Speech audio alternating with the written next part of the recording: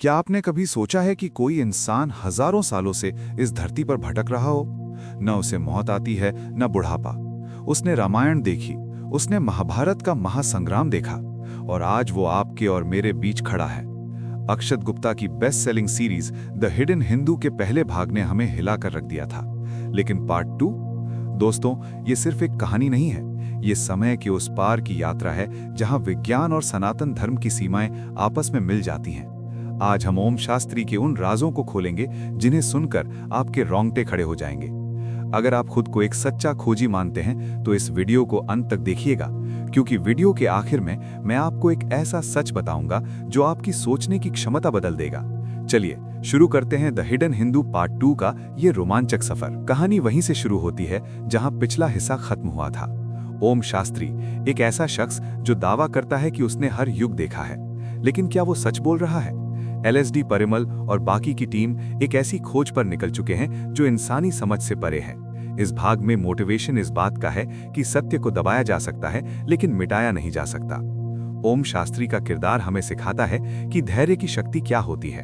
कल्पना कीजिए उस दर्द की जब आपके अपने मर जाते हैं, दुनिया बदल जाती है, पर आप वहीं रहते हैं। क्या ये अमरता एक वरदान है या ये दुनिया का सबसे भयानक श्राप? पुरानी कड़ियों का जुड़ना। समय क्या है? समय क्या समय एक सीधी रेखा है जो शुरू होती है और खत्म हो जाती है, या फिर समय एक चक्र है जो खुद को दोहराता रहता है? हम इंसानों के लिए समय कुछ सालों का सफर है, लेकिन उसके लिए जो हजारों सालों से इस धरती पर मौजूद है, उसके लिए समय सिर्फ एक यादों का ढेर है। दोस्तों, द हिडन हिंदू के पहले भाग में हमने देखा कि कैसे ओम शास्त्री नाम के एक रहस्यमय कैदी ने दुनिया के सबसे बड़े वैज्ञानिकों और शोधकर्ताओं की टीम को हिलाकर रख दिया। उसने दावा किया कि वो अमर है, उसने दावा किया कि उसने सतयुग, त्रेता और द्वापर देखा है, लेकिन क्या वो सच बोल रहा था या फिर ये किसी बहुत बड़े खेल की शुरुआत थी? एक अनसुलझी पहेली। पार्ट 2 की शुरुआत वहीं से होती है जहां सस्पेंस अपने चरम पर था। MST परिमल और पूरी टीम अभी भी सदमे में है। वो एक ऐसे कमरे में बैठे हैं जहां सन्नाटा इतना गहरा है कि अपनी ही सांसों की आवाज साफ सुनी जा सकती है। ओम शास्त्री के शब्द उनके कानों में गूंज रहे हैं। LSD, जिसका दिमाग हमेशा विज्ञान और लॉजिक पर चलता है, आज हार मान चुकी है। वो अपनी फाइल्स को देख रही है, लेकिन पन्ने खाली नजर आ रहे हैं। क्या कोई सच में हजारों सालों से जिंदा रह सकता है? क्या विज्ञान की सीमाओं के परे भी कोई ऐसी शक्ति है जिसे हम अमरता कहते हैं? Motivational thought. दुनिया में दो तरह के लोग होते हैं, एक वो जो सिर्फ वही देखते हैं जो उनके सामने है, और दूसरे वो जो उस सच को खोजने का साहस रखते हैं जो हजारों सालों से छिपा हुआ है। ओम शास्त्री का वजूद हमें चुनौती दे रहा है कि हम अपनी सीमित सोच के दायरे से बाहर निकलें। पुरानी कड़ियों का जाल। जैसे जैसे कहानी आगे बढ़ती है, पुरानी कड़ियां जुड़ने लगती हैं। ओम शास्त्री ने पिछले भाग में जिन घटनाओं का जिक्र किया था, अब उनके सबूत मिलने शुरू होते हैं, लेकिन ये सबूत सीधे नहीं हैं। ये बिखरे हुए हैं इतिहास के पन्नों में, प्राचीन मंदिरों की दीवारों पर, और उन कहानियों में जिन्हें हम सिर्फ मिथक या माइथोलॉजी समझते आए हैं। अक्षत गुप्ता यहाँ एक बहुत बड़ा सवाल खड़ा करते हैं। क्या होगा अगर हमारे पूर्वजों ने जो लिखा वो सिर्फ कविता नहीं बल्कि हकीकत थी? क्या होगा अगर 7 अमर योद्धा सच में आज भी हमारे बीच मौजूद हैं, बस वे अपना वक्त आने का इंतजार कर रहे हैं? कहानी में एक नया मोड़ आता है जब परिमल को एक पुरानी पांडुलिपि मिलती है। इस पांडुलिपि में कुछ ऐसे चिन्ह हैं जो ओम शास्त्री के शरीर पर बने निशानों से मेल खाते हैं। ये निशान सिर्फ टैटू नहीं है, ये एक नक्शा है, एक ऐसा रास्ता जो हमें कलयुग के सबसे बड़े रहस्य तक ले जाएगा। ओम शास्त्री का दोहरा व्यक्तित्व। लेकिन क्या ओम शास्त्री सच में वही है जो वो कह रहा है, या वो किसी बहुत बड़ी साजिश का हिस्सा है? इस भाग में हम देखते हैं कि ओम शास्त्री के व्यवहार में बदलाव आने लगता है। कभी वो एक शांत ऋषि की तरह बात करता है, तो कभी उसकी आंखों में एक ऐसा क्रोध दिखता है जो सिर्फ युद्ध के मैदान में जन्मे योद्धा का हो सकता है। उसका हर शब्द एक पहेली है। जब वो कहता है, मैंने राम को रोते देखा है, मैंने कृष्ण को जाते देखा है, और अब मैं इंसानियत को खत्म होते देख रहा हूँ, तो सुनने वालों की रूह कांप जाती है। यहाँ हमें मोटिवेशन मिलता है, इतिहास से सीखने का। ओम शास्त्री हमें याद दिलाता है कि इंसान बार बार वही गलतियां करता है और समय उसे बार बार सजा देता है। रहस्यमयी ताकतों की एंट्री। रोमांच तब और बढ़ जाता है जब हमें पता चलता है कि ओम को खोजने वाली सिर्फ LSD की टीम नहीं है। अंधेरे में कुछ और आंखें भी हैं जो उस पर नजर गड़ाए बैठी हैं। नाग, एक ऐसा संगठन या ऐसी शक्ति जिसका मकसद सिर्फ ओम को पाना नहीं, बल्कि उस शक्ति को हासिल करना है जो उसे अमर बनाती है। पार्ट 2 के इस शुरुआती दौर में हमें एक खौफनाक एहसास होता है कि कोई बहुत बड़ा युद्ध शुरू होने वाला है। एक ऐसा युद्ध जो बंदूकों और बमों से नहीं, बल्कि प्राचीन मंत्रों और आधुनिक तकनीक के संगम से लड़ा जाएगा। दोस्तों, यहाँ रुककर जरा सोचिए, हम अपनी लाइफ में छोटी छोटी मुश्किलों से हार मान लेते हैं, लेकिन ओम शास्त्री की कल्पना कीजिए, जिसने हजारों साल का अकेलापन झेला है। उसके लिए हर दिन एक संघर्ष है, फिर भी वो खड़ा है। क्यों? क्योंकि उसके पास एक उद्देश्य है। क्या आपके पास कोई ऐसा उद्देश्य है जिसके लिए आप हजारों साल इंतजार कर सकें? अमरता सिर्फ शरीर की नहीं होती, अमरता आपके विचारों और आपके कर्मों की होती है। द हिडन हिंदू हमें यही सिखाती है कि शरीर मिट सकता है, लेकिन सत्य हमेशा जीवित रहता है। जैसे जैसे पार्ट 2 का पहला अध्याय समाप्त होता है, टीम को एक ऐसी जगह का पता चलता है जिसका जिक्र किसी नक्शे में नहीं है। एक ऐसी गुफा जहां समय ठहर गया है। ओम शास्त्री इशारा करता है कि उसकी यात्रा का अगला पड़ाव वहीं है, लेकिन वहां पहुंचने से पहले एक बहुत बड़ा हमला होता है। क्या ओम शास्त्री खुद को बचा पाएगा? क्या एलएसडी को उस सवाल का जवाब मिलेगा जिसके पीछे वो अपनी जान दांव पर लगा रही है?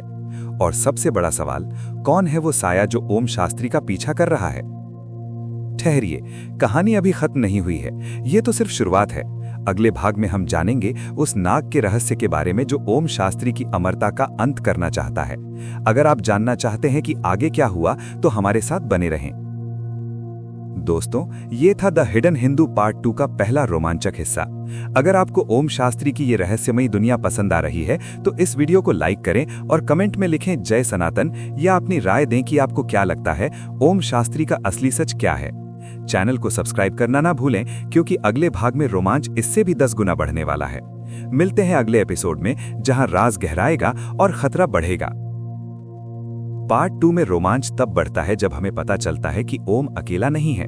सप्तऋषि और 7 अमर, अश्वत्थामा, महाबली, व्यास, हनुमान, विभीषण, कृपाचार्य और भगवान परशुराम का जिक्र सिर्फ किताबों तक सीमित नहीं है। इस कहानी में अक्षत गुप्ता ने दिखाया है कि कैसे एक प्राचीन तकनीक का इस्तेमाल करके इन शक्तियों को वापस लाने या उन्हें समझने की कोशिश की जा रही है। नागों और असुरों के वंशज आज भी सक्रिय हैं। मोटिवेशनल थॉट: जब हार मान लेने का मन करे तो याद रखना कि ओम शास्त्री ने हजारों साल इंतजार किया है, सिर्फ एक सही पल के लिए। अगर वो इंतजार कर सकता है, तो आप अपने सपनों के लिए कुछ साल मेहनत क्यों नहीं कर सकते? रहस्यमयी किरदारों की एंट्री। पिछले भाग में हमने देखा कि ओम शास्त्री के टैटू सिर्फ निशान नहीं, बल्कि एक प्राचीन नक्शा है। लेकिन क्या आप जानते हैं कि उस नक्शे की मंजिल क्या है? क्या होगा अगर मैं आपसे कहूं कि इस धरती पर 7 ऐसी शक्तियां मौजूद हैं जो समय के अंत तक मरने के लिए नहीं बनी हैं? अक्षत गुप्ता की इस अद्भुत कहानी के दूसरे हिस्से में अब पर्दे उठने वाले हैं उन चेहरों से जिनका जिक्र हमारे पुराणों में तो है, लेकिन उनकी मौजूदगी आज के कलयुग में एक खौफनाक हकीकत बनकर सामने आने वाली है। दिल थाम लीजिए, क्योंकि अब एंट्री होने वाली है अमरों की। भारतीय संस्कृति में सप्त चिरंजीवी का कॉन्सेप्ट कोई कहानी नहीं है। अश्वत्थामा, राजा बलि, महर्षि व्यास, हनुमान जी, विभीषण, कृपाचार्य और भगवान परशुराम। लेकिन द हिडन हिंदू में ओम शास्त्री इन 7 नामों के बीच की वो कड़ी है जो हमें डरा भी रही है और रोमांचित भी कर रही है। एलएसडी और उसकी टीम को एक पुरानी गुफा की दीवारों पर कुछ ऐसी पेंटिंग्स मिलती हैं जो हजारों साल पुरानी हैं। लेकिन चौंकाने वाली बात यह है कि उन पेंटिंग्स में दिख रहे योद्धाओं के हाथ में कुछ ऐसी चीजें हैं जो आज के नैनो टेक्नोलॉजी से भी ज्यादा एडवांस लगती हैं। क्या हमारे पूर्वज एलियंस थे, या फिर उनके पास कोई ऐसी आध्यात्मिक तकनीक थी जिसे हम आज खो चुके हैं? मोटिवेशनल थॉट: इतिहास गवाह है, शक्ति हमेशा उनके पास रही है जिन्होंने संयम सीखा है। ये 7 अमर योद्धा सिर्फ शारीरिक रूप से शक्तिशाली नहीं है, उनकी असली ताकत है उनका अंतहीन इंतजार। अगर आप अपनी लाइफ में 21 दिन का डिसिप्लिन नहीं रख सकते, तो जरा उनके बारे में सोचिए जो युगों युगों से एक मिशन के लिए रुके हुए हैं। अश्वत्थामा का दर्द और उसका क्रोध। कहानी में एक बेहद रोंगटे खड़े कर देने वाला सीन आता है जब ओम शास्त्री एक अंधेरे कमरे में बैठकर अश्वत्थामा का जिक्र करता है। वो कहता है, उसके माथे से आज भी लहू बहता है।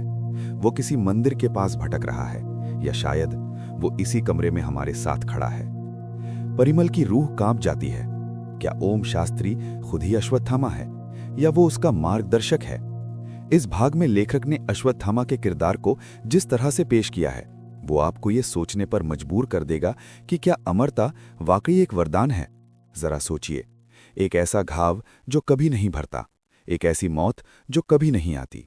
ये मोटिवेशन है अपने कर्मों के प्रति सचेत रहने का, क्योंकि आपके कर्म आपका पीछा उस वक्त भी करेंगे जब दुनिया खत्म हो जाएगी। नाग और अघोरियों का टकराव। जैसे जैसे हम गहराई में उतरते हैं, कुछ नए और खतरनाक किरदारों की एंट्री होती है। नाग, ये वो लोग हैं जिन्होंने खुद को दुनिया की नज़रों से छिपा कर रखा है। उनका मकसद है उस अमरता के बीज को हासिल करना जिसे ओम शास्त्री सुरक्षित रखने की कोशिश कर रहा है।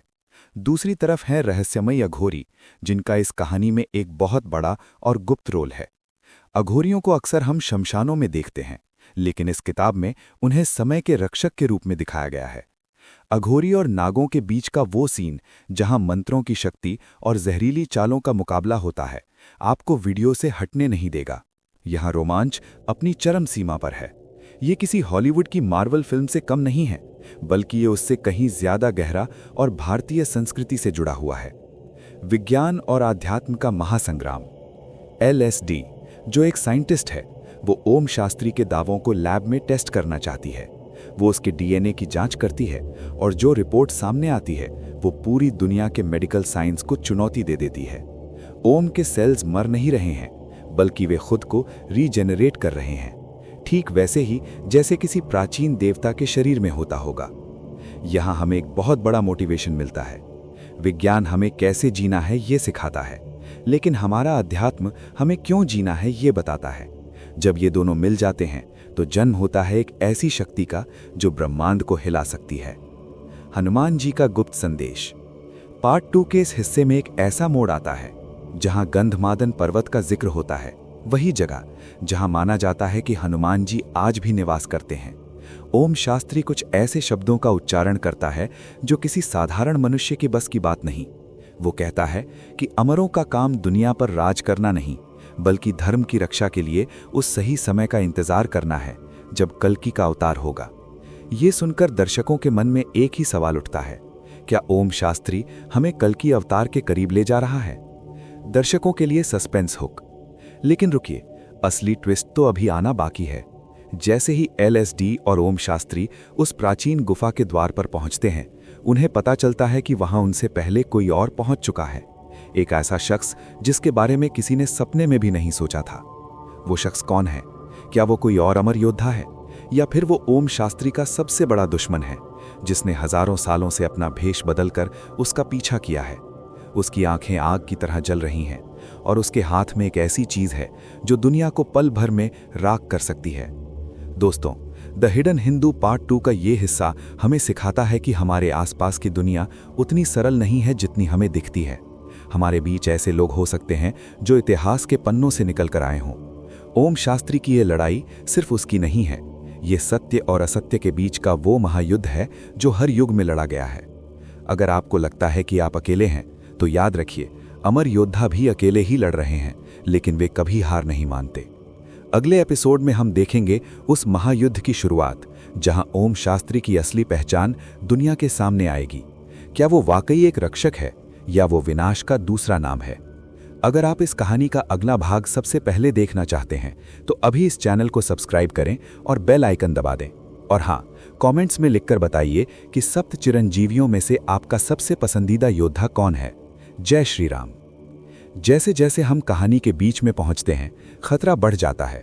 एक तरफ वो लोग हैं जो इस अमरता के रहस्य को बेचकर दुनिया पर राज करना चाहते हैं, और दूसरी तरफ ओम शास्त्री है जो अपने अतीत के बोझ तले दबा है। इस किताब का सबसे रोमांचक हिस्सा वो है जब नाग और अघोरियों के बीच का टकराव सामने आता है। यहाँ लेखक ने हमें सिखाया है कि डर के आगे ही जीत नहीं होती, डर के पार एक अलग ही दुनिया होती है। क्या ओम शास्त्री उस नगीने को बचा पाएगा? क्या उसे अपनी असली पहचान का पूर्ण ज्ञान हो पाएगा? सस्पेंस हर पन्ने पर बढ़ता जाता है। हाई वोल्टेज एक्शन और ट्विस्ट। सांसें थाम लीजिए दोस्तों, क्योंकि अब हम उस मोड़ पर आ खड़े हुए हैं जहां से वापसी का कोई रास्ता नहीं है। द हिडन हिंदू पार्ट 2 का ये वो हिस्सा है जहां सस्पेंस, एक्शन और आध्यात्म का ऐसा विस्फोट होता है जो आपके होश उड़ा देगा। अब तक हमने देखा कि ओम शास्त्री के पीछे दुनिया पड़ी है, लेकिन अब ओम शास्त्री ने भागना बंद कर दिया है। अब समय है सामना करने का।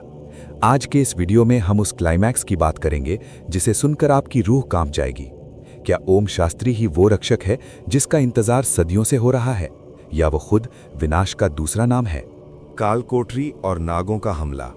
अंधेरी रात, समुद्र के बीचों बीच एक टापू और एक प्राचीन गुफा का द्वार। एलएसडी, परिमल और ओम शास्त्री जैसे ही उस गुप्त गुफा के अंदर कदम रखते हैं, सन्नाटा चीखने लगता है। अचानक चारों तरफ से काले लिबास में लिपटे नाग हमला कर देते हैं। ये कोई साधारण हमला नहीं है, वे आधुनिक हथियारों और प्राचीन जहरीली विद्याओं का इस्तेमाल कर रहे हैं। यहाँ हमें पहली बार ओम शास्त्री का वो रूप देखने को मिलता है जो उसने अब तक छिपा कर रखा था। वो लड़ नहीं रहा है, वो मानो काल के साथ नृत्य कर रहा है। उसकी गति इतनी तेज है कि कैमरे की आंखें भी उसे पकड़ नहीं पा रही हैं। Motivational thought.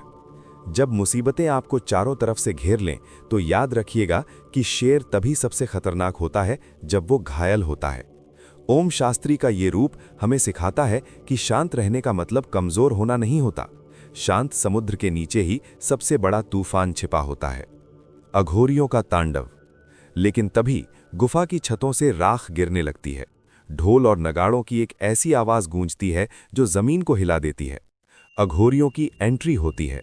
शमशान की भस्म लपेटे, हाथ में त्रिशूल लिए ये अघोरी किसी की तरफ से लड़ने नहीं आए हैं। वे आए हैं उस सत्य की रक्षा करने जो उस गुफा की गहराइयों में दफन है। एक्शन इतना हाई वोल्टेज है कि एक तरफ आधुनिक बंदूकों की गोलियां चल रही हैं और दूसरी तरफ अघोरियों के अस्त्र शस्त्र अपना जौहर दिखा रहे हैं। परिमल चिल्लाता है, ओम, ये सब क्या है? ओम शास्त्री शांत भाव से जवाब देता है, ये कलयुग का वो युद्ध है जिसे इतिहास में नहीं लिखा जाएगा, क्योंकि इसे देखने वाले जीवित नहीं बचेंगे। सबसे बड़ा ट्विस्ट, कौन है असली गद्दार? जब ओम शास्त्री उस प्राचीन संदूक यानी कास्केट को खोलने वाला होता है जिसमें अमरता का रहस्य छिपा है, तभी एक गोली चलती है। लेकिन ये गोली किसी दुश्मन ने नहीं, बल्कि अपनों में से ही किसी ने चलाई है। यहाँ अक्षत गुप्ता ने जो ट्विस्ट दिया है वो दर्शकों के दिमाग की नसें हिला देता है। टीम का वो सदस्य जिस पर एलएसडी को सबसे ज्यादा भरोसा था, वो नागों का जासूस निकला। सीख। विश्वास एक ऐसी चीज है जो आपको बना भी सकती है और मिटा भी सकती है। इस दुनिया में सबसे बड़ा दुश्मन वो नहीं जो सामने खड़ा है, बल्कि वो है जो बगल में बैठकर आपके कमजोर होने का इंतजार कर रहा है। सावधान रहें, क्योंकि कलयुग में रावण बाहर नहीं, हमारे अंदर और हमारे आसपास छिपा है। ओम शास्त्री की असली पहचान का खुलासा। धोखे और खून खराबे के बीच ओम शास्त्री उस प्राचीन संदूक को छू लेता है।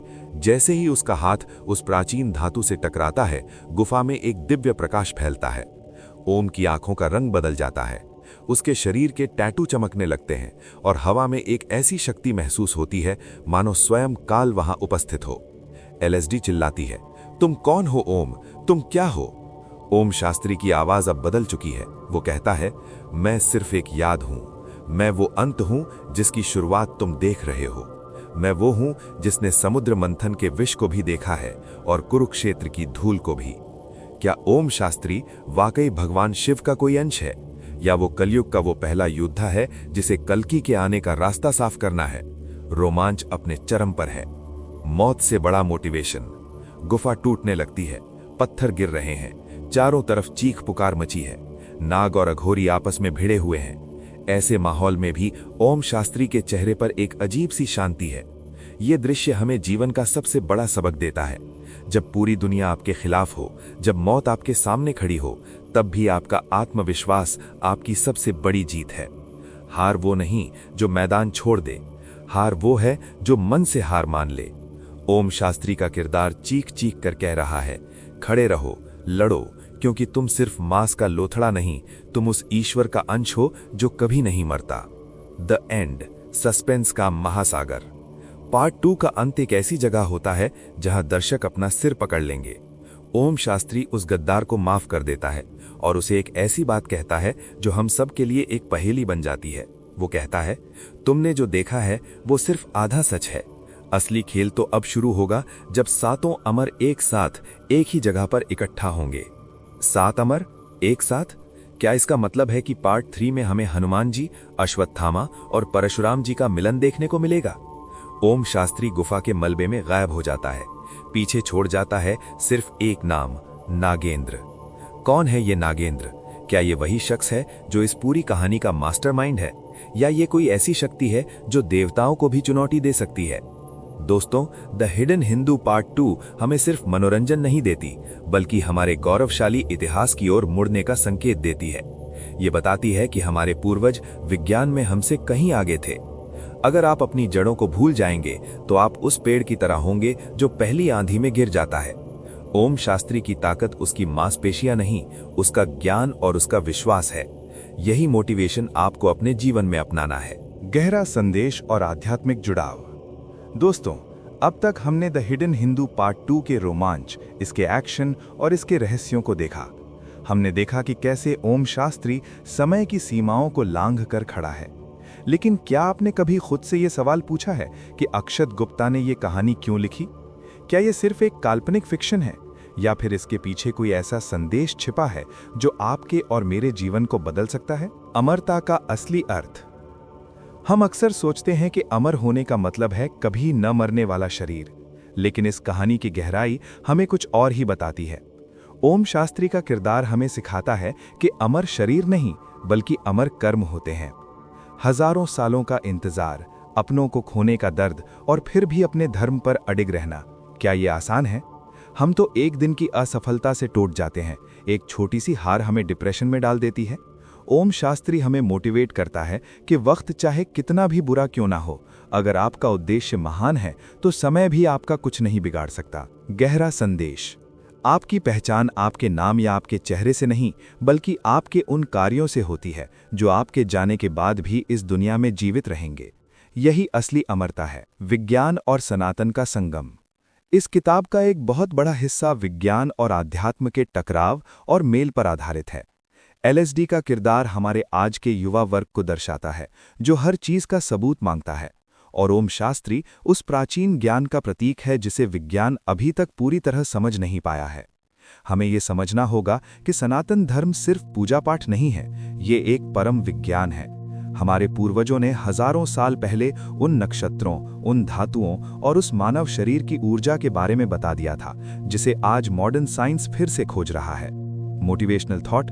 जब आप अपनी जड़ों से जुड़ते हैं तो आप कमजोर नहीं, बल्कि और भी ज्यादा शक्तिशाली हो जाते हैं। अपनी संस्कृति पर गर्व करना सीखिए, क्योंकि जो पेड़ अपनी जड़ों को भूल जाता है वो ज्यादा दिन तक खड़ा नहीं रह सकता। हमारे भीतर का युद्ध। कहानी में नाग और अघोरी दो अलग अलग ताकतों के रूप में दिखाए गए हैं। एक वो जो शक्ति का इस्तेमाल दुनिया पर कब्जा करने के लिए करना चाहता है, और दूसरा वो जो शक्ति का इस्तेमाल सत्य की रक्षा के लिए करता है। असल में ये युद्ध हमारे अंदर भी रोज चलता है। हमारे भीतर का नाग हमें लालच, स्वार्थ और नफरत की ओर खींचता है, वहीं हमारे भीतर का अघोरी या योद्धा हमें संयम, त्याग और सत्य की राह दिखाता है। अक्षत गुप्ता की ये कहानी हमें याद दिलाती है कि हम चाहे कितने भी आधुनिक हो जाएं, लेकिन सही और गलत के बीच का चुनाव हमें ही करना होगा। आप अपनी शक्तियों का इस्तेमाल किस लिए करेंगे? विनाश के लिए या निर्माण के लिए? धैर्य की शक्ति। ओम शास्त्री ने सदियों इंतजार किया। कलयुग के इस घोर अंधेरे में भी उसने अपना धैर्य नहीं खोया। आज की इंस्टेंट दुनिया में जहां हमें सब कुछ तुरंत चाहिए, तुरंत सफलता, तुरंत पैसा, तुरंत शोहरत, वहां ओम शास्त्री का धैर्य हमें एक बड़ा सबक सिखाता है। सीख। प्रकृति कभी जल्दबाजी नहीं करती, फिर भी सब कुछ समय पर पूरा होता है। अगर आपको अपनी मेहनत का फल अभी नहीं मिल रहा, तो इसका मतलब ये नहीं कि आपकी मेहनत बेकार गई। हो सकता है कि ब्रह्मांड आपके लिए किसी बड़े क्लाइमैक्स की तैयारी कर रहा हो। बस हार मत मानिए, खड़े रहिए। कलयुग और कल्कि का इंतजार। कहानी के अंत में जो एक उम्मीद की किरण दिखाई देती है, वो है धर्म की पुनर्स्थापना। हम अक्सर कलयुग की बुराइयों को कोसते हैं, लेकिन हम ये भूल जाते हैं कि इसी युग में अमरों की उपस्थिति हमें सुरक्षित महसूस कराती है।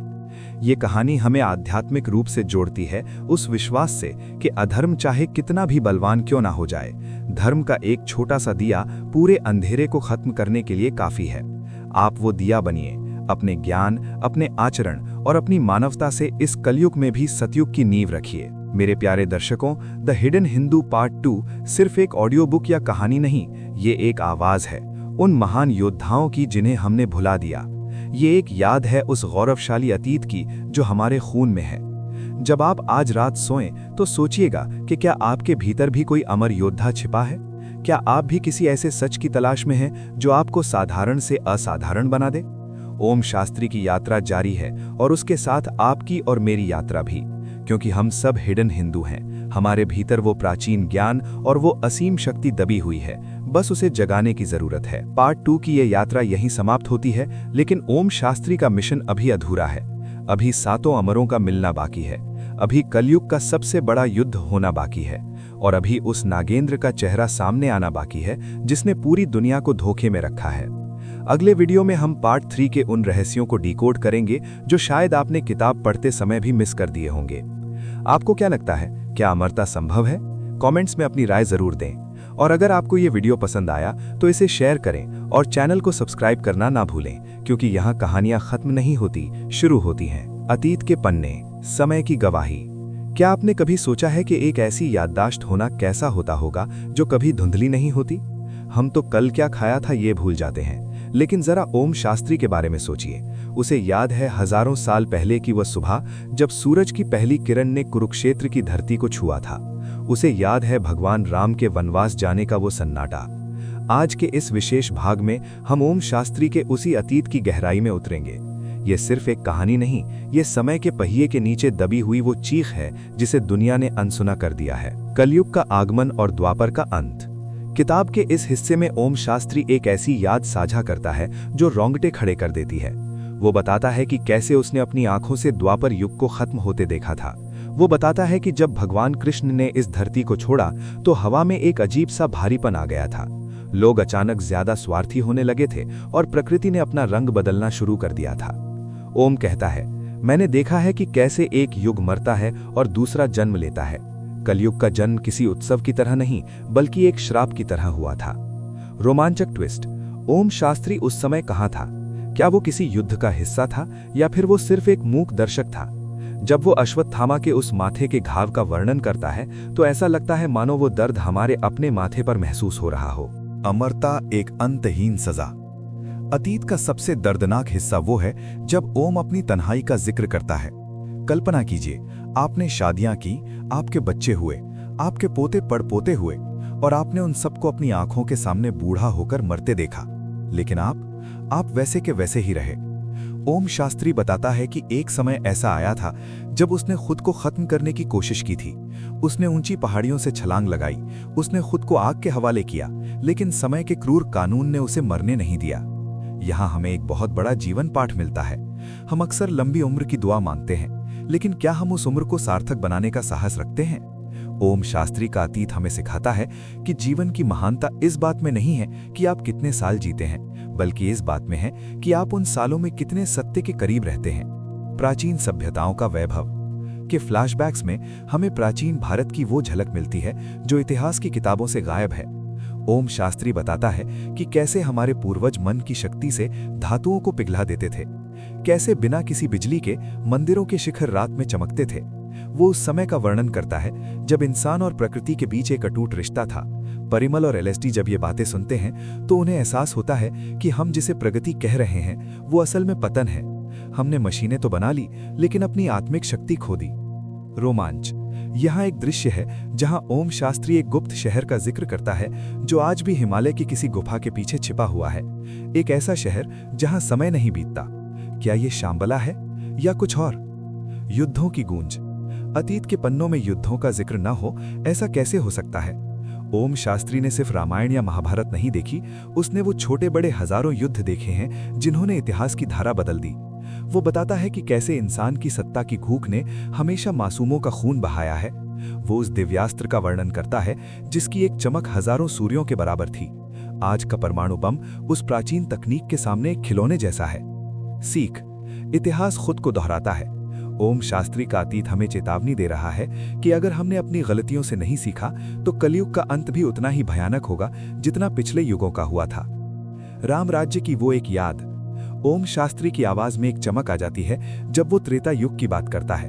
वो कहता है कि उस समय हवा में भी ईमानदारी थी। मर्यादा पुरुषोत्तम राम का शासन सिर्फ एक राजा का शासन नहीं था, वो एक आदर्श था।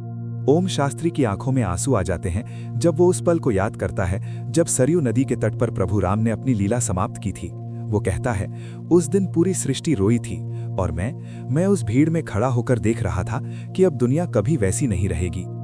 ये हिस्सा दर्शकों के दिल को छू लेता है। ये हमें याद दिलाता है कि भले ही आज दुनिया में बुराई हो, लेकिन एक समय ऐसा था जब सत्य ही एकमात्र कानून था, और वो समय फिर से आ सकता है अगर हम चाहें। अतीत और वर्तमान का मिलन। लेकिन ओम शास्त्री ये सब आज क्यों बता रहा है? क्योंकि उसका अतीत ही उसके वर्तमान का हथियार है। नागेंद्र और उसके लोग जिस शक्ति को खोज रहे हैं, उसका सुराग ओम के इसी हजारों साल पुराने अतीत में छिपा हुआ है। अक्षत गुप्ता ने बड़ी चतुराई से पास्ट और प्रेजेंट को एक धागे में पिरोया है। हर वो इंसान जिसे ओम शास्त्री ने अपने अतीत में मिला था, उसका कोई ना कोई वंशज आज के समय में उसके इर्द गिर्द मौजूद है, कोई दोस्त बनकर तो कोई कट्टर दुश्मन बनकर। अंत का संदेश, आप भी इतिहास का हिस्सा हैं। दोस्तों, ओम शास्त्री का अतीत हमें एक बहुत ही गहरा मैसेज देता है। हम सब एक लंबी कतार का हिस्सा हैं। हमारे पीछे हमारे पूर्वजों का हजारों सालों का संघर्ष है। आज जो आप हैं, वो सिर्फ आपकी मेहनत नहीं, बल्कि आपके पूर्वजों के डीएनए और उनकी प्रार्थनाओं का नतीजा है। अतीत को भूलना अपनी जड़ों को काटने जैसा है। ओम शास्त्री हमें अपनी विरासत को संभालने की प्रेरणा देता है। तो क्या ओम शास्त्री का अतीत ही उसे कलयुग के अंत का नायक बनाएगा? क्या वो उन यादों के बोझ को सह पाएगा जो अब एक ज्वालामुखी की तरह फटने को तैयार हैं? अगले भाग में हम देखेंगे the secrets of the Himalayas, वो जगह जहां ओम शास्त्री ने अपनी अमरता का सबसे बड़ा रहस्य छिपा कर रखा है। क्या नागेंद्र वहां पहले पहुंच जाएगा? जानने के लिए अगला वीडियो जरूर देखें। अगर आपको ये पास्ट स्पेशल एपिसोड पसंद आया हो तो कमेंट में हिस्ट्री लिखें और चैनल को सब्सक्राइब करना ना भूलें। मिलते हैं अगले रोमांचक पड़ाव पर। जय सनातन।